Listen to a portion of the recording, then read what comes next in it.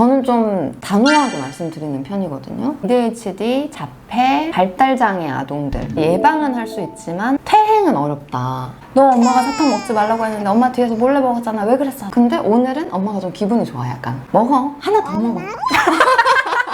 옆에서 아빠가 지켜보다가 엄마가 너무 심한 거야. 당신 그만해. 진짜 나 갑자기 재경험했어요. 심리실 언니들 은쌤 봄쌤입니다. 아동 청소년 환자에게 해야 할 말과 해선 안 되는 말. 대부분 아동 청소년을 앞에 앉혀놓고 해석 상담을 하지 않고 보호자분을 따로 불러서 해석 상담을 하게 돼요. 주로 이야기하는 부분들을 좀 나눠볼까 합니다. 솔직히 말씀드리면 아이가 실제 증상이 있고 어떤 장애에 해당하는 경우가 대다수긴 해요. 근데 센터에 오시는 분들은 보호자분들의 교육 방법을 고쳐주는 것이 더 많은 거죠. 병원에서는 약간 이제 정신과적 진단에 초점을 두잖아요. 그러니까 의사 선생님과 자세히 상의를 하셔라 이렇게 매뉴얼하게 갈 수 있는데 저희는 흔히 PCRP라고 하는데 내가 이제 치료의 주체도 아닌데 섣불리 조언을 하기도 그렇고 맞아요.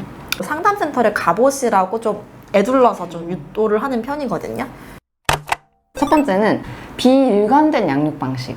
아이가 몰래 사탕을 먹었어요. 먹지 말라고 분명히 사전에 얘기를 했었는데 몰래 사탕을 먹었을 때 너 엄마가 사탕 먹지 말라고 했는데 엄마 뒤에서 몰래 먹었잖아. 왜 그랬어? 근데 오늘은 엄마가 좀 기분이 좋아. 약간 먹어. 하나 더 먹어. 각자 가지고 있는 가치관이나 기준이라는 게 있잖아요. 우리 집에서 거짓말은 허용 안 돼. 시간 약속은 철저하게 지켜야 돼. 다른 사람 물건을 허락 없이 가져가는 건 안 돼. 지켰을 때 칭찬하는 방법조차도 어제와 오늘이 다르면 아이들은 혼란이 오고 엄마의 감정에 공감하는 능력까지 잃게 되는 거죠. 부모가 일관된 양육 방식을 갖지 못할 때 엄마가 거기서 이제 막 혼내고 있는 상황이에요. 도대체 왜 이러니? 엄마가 이건 안 된다고 했잖아. 옆에서 아빠가 지켜보다가 엄마가 너무 심한 거야. 아이 앞에서 아이 편을 드는 거야. 이거 진짜 문제 있지. 아이 입장에서는 굉장히 혼란스러울 것 같아요. 굿캅, 배드캅 그거잖아요.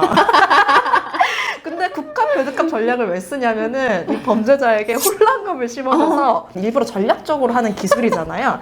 한 보호자가 혼내고 나서 풀어주는 거를 같이 해줘야 좋은 면도 있고 혼내는 면도 있고 한 사람의 그 두 가지 모습이 다 있다는 걸 아이가 알게 해주는 게 오히려 중요한 것이고 양분화된 어떤 부모 이미지를 만드는 거는 혼란감을 줄 수 있는 거죠. 이중구속 이론이라고 해가지고 조현병 스펙트럼 환자분들의 어떤 히스토리를 테이킹 해봤더니 과거에 부모가 서로 충돌되는, 서로 상반된 양육 태도를 가지고 있어서 아이에게 이제 혼란스러운 정체감을 심어주고 그래서 어떤 자아의 어떤 경계 자체가 좀 취약하게 형성이 된 채로 성인기에 진입을 하면서 조현병이 만들어진다 하는 이론도 있어요. 부정적인 말, 비관적인 언어 표현. 똑같은 상황에서도 그 아이의 행동을 평가하거나 비난을 하는 거죠. 그래서 앞에 잘 보고 다니라고 했잖아. 넘어졌으면 다른 사람 오니까 피해주지 않게 빨리 일어나야지. 부모로서 내가 사용하는 단어들을 긍정적인 단어로 바꿔주는 연습을 할 필요가 있는 거죠. 그 상황 자체를 회피하거나 책임을 전가하는 경우. 보호자도 사람인지라 무기력해질 수밖에 없잖아요. 아예 놓아버리는 거야. 부딪힐 것 같은 상황이에요. 그래서 엄마가 스트레스를 받으면 그 공간에서 나오더라고요. 아이 공간에서 나오는데 그러면 아이가 순간적으로 보호자로부터 거절당했다라고 지각을 하는 거죠. 일시적으로 약간 유기되는 경험을 하는 거죠. 주 양육자가 이미 약간 우울해 있을 가능성이 굉장히 높아요. 보호자도 같이 치료를 받는 게 또 중요한 부분이 되거든요. 그래서 그러니까 보호자의 정신건강이 우선이다. 미디어 노출. 저는 좀 단호하게 말씀드리는 편이거든요. 특히 주의력 문제 있는 아동들은 한 가지 자극만 줘서는 안 돼요. 청각적인 자극만 주시는 분들이 있어요. 촉각놀이 하는 것처럼 다양한 자극을 주시는 게 좋아요. ADHD, 자폐, 발달장애 아동들 미디어에 노출되었을 때 중독으로 이어질 가능성이 더 큰 거죠. 그러니까 맛이랑 비슷한 것 같아요. 자극적인 맛? 처음에 간식부터 주지 않잖아요. 애기들 처음 바나나 같은 거 먹이면 너무 달아서 정신 못 차리잖아요. 뇌에서 짜릿했던 그 도파민. 아이에게 이렇게 하지 말라고 말을 하면서 하는 모습을 보여주는 거.